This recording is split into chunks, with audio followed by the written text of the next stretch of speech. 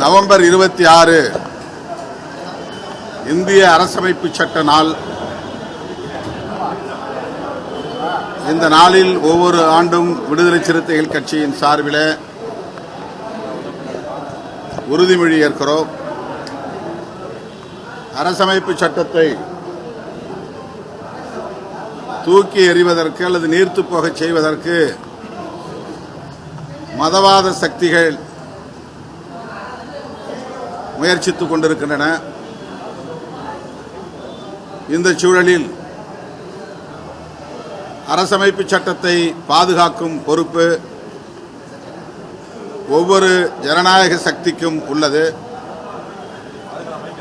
அதை உணர்த்தும் வகையில்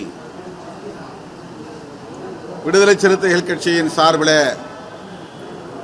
அனைத்து மாவட்டங்களிலும் இன்று உறுதிமொழி ஏற்கிறோம். அத்துடன் இன்று தமிழீழ தேசிய தலைவர் மேதகு பிரபாகரன் அவர்களின் பிறந்த நாள். தாயகம் தேசியம் தன்னாட்சி என்கிற தமிழர் இறையாண்மைக்கான கோட்பாடுகளை முன்வைத்து களமாடி உலகின் கவனத்தை ஈர்த்த பேராளுமை அண்ணன் பிரபாகரன். அவருடைய பிறந்த நாளில் அவருடைய ஈகத்தை நினைவு கூர்ந்து அவருக்கு நன்றி பெருக்கோடு வீர வணக்கம் செலுத்துகிறோம்.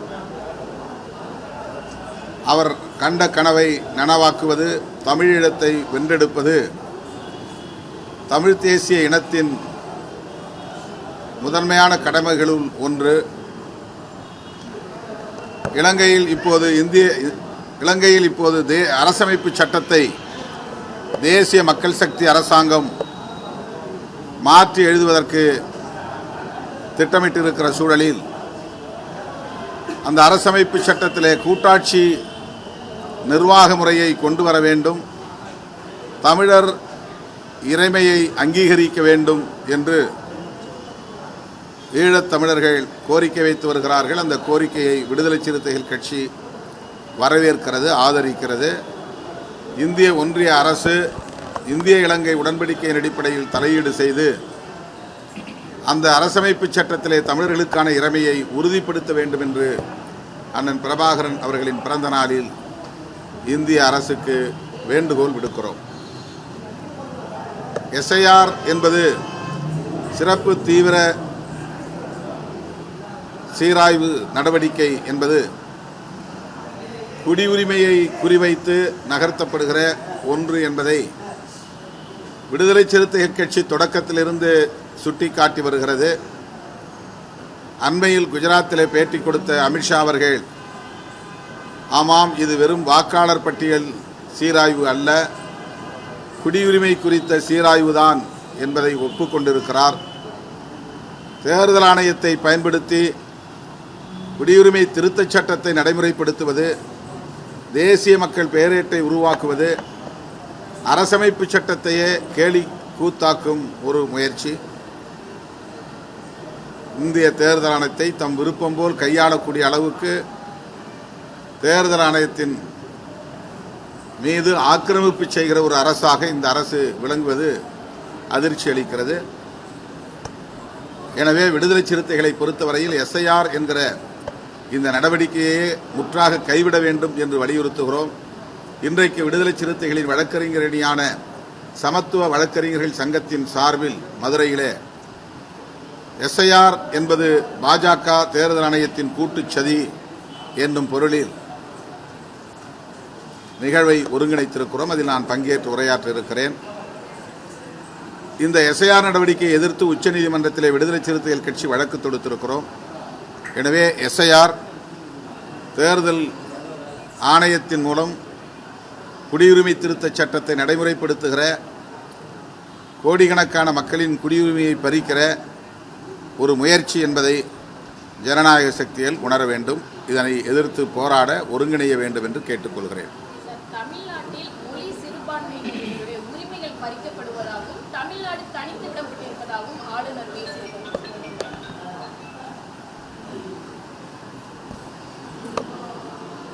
தமிழ்நாட்டை யார் தனிமைப்படுத்தி இருக்கிறார்கள் என்பதை அவர் விளக்க வேண்டும். தமிழ்நாட்டு மக்களின் உணர்வுகளை மதிக்காமல் அவர்களை காயப்படுத்தும் வகையில் தமிழர்களின் தேசிய இன அடையாளங்களை சிதைக்கும் வகையில் செயல்படுவது சங்கப் பரிவாரங்களின் ஒரு போக்காக இருந்து வருகிறது. அந்த பாசறையில் பயின்றவர் நம்முடைய ஆளுநர் என்பதனால் அவருடைய நடவடிக்கைகளும் அவ்வாறே அமைந்திருக்கின்றன என்பதுதான் உண்மை. எனவே தமிழகத்தை இந்திய தேச எல்லையில் ஒருங்கிணைத்து தேசிய இனத்துக்கான உரிமைகளை வழங்க வேண்டும் என்பதுதான் தமிழ்நாட்டு மக்களின் கோரிக்கையை தவிர ஆளுநர் அவர்கள் சொல்லுவதைப் போல தமிழ்நாட்டிலிருந்து யாரும் தமிழ்நாட்டை இந்திய தேசத்திலிருந்து அந்நியப்படுத்துகிற முயற்சியில் ஈடுபடவில்லை. அவர்தான் அத்தகைய முயற்சியில் ஈடுபடுவதாக நான் கருதுகிறேன். திமுக கூட்டணி மக்களவை உறுப்பினர்கள் குறுவை சாகுபடியுடைய அந்த ஈரப்பத தளர்வு குறித்து பிரதமரை நேரில் சந்தித்து ஏன் மனு கொடுக்கல, கோரிக்கை வைக்கல அப்படின்னு எதிர்க்கட்சி தலைவர் கேட்டிருக்காங்க. இந்த கூட்டத்தொடரில் கட்டாயம் திமுக தலைமையிலான கூட்டணி கட்சிகளை சார்ந்த நாடாளுமன்ற உறுப்பினர்கள் இது குறித்து கட்டாயம் எழுப்புவோம். உரிய அமைச்சரை சந்தித்து முறையிடுவோம். அதிமுகவில் இருக்கக்கூடிய செங்கோட்டையன் அவர்கள் வந்துட்டு தற்போது வந்து தாவேக்காவில் இணைவதாக ஒரு செய்தி வந்து பரவுது. எப்படி பார்க்குறீங்க சார்? அது எந்த அளவுக்கு உறுதியான தகவல் என்று தெரியவில்லை. சேர்ந்த பிறகுதான் தெரியும். அவர் தன்னிச்சையாக இந்த முடிவை எடுத்திருக்கிறாரா அல்லது இதற்கு பின்னால் வேறு ஏதேனும் அரசியல் இருக்கிறதா என்பதை நாம் பொறுத்திருந்துதான் பார்க்க வேண்டும். நண்பர் விஜய் அவர்கள் மிகவும் பாஜகவிடம் மிகவும் கவனமாக இருக்க வேண்டும். அவருடைய கட்சிகளில் சங்கிகள் அல்லது சங்க பரிவார அமைப்புகளை சார்ந்தவர்கள் ஏற்கனவே ஊடுருவி இருக்கிறார்கள் என்கிற விமர்சனங்கள் இருக்கின்றன. மேலும் மேலும் ஊடுருவல்கள் நிகழ்ந்தால் அவருடைய அரசியல் என்பது கேள்விக்குறியாக மாறும் என்பது என்னுடைய கருத்து. தமிழக வெற்றி கழகத்தினுடைய தலைவர் விஜய் வந்துட்டு புதுச்சேரியில ரோடு ஷோ நடத்துவதற்காக அனுமதி கேட்டிருக்காங்க காவல்துறையிடம். ஏற்கனவே கரூர் சம்பவத்தில் பல்வேறு உயிரிழப்புகள் நடந்திருக்கு. மீண்டும் இந்த ரோடு ஷோ எப்படி பார்க்குறீங்க? எங்களை பொறுத்தவரையில் எந்த அரசியல் கட்சியும் ரோட் ஷோ போன்ற நடவடிக்கைகளில் ஈடுபடக்கூடாது என்று ஏற்கனவே நடைபெற்ற அனைத்து கட்சி கூட்டத்தில் நாங்கள் வலியுறுத்தி இருக்கிறோம். அதுதான் தொடர்ந்து எங்களுடைய நிலைப்பாடு.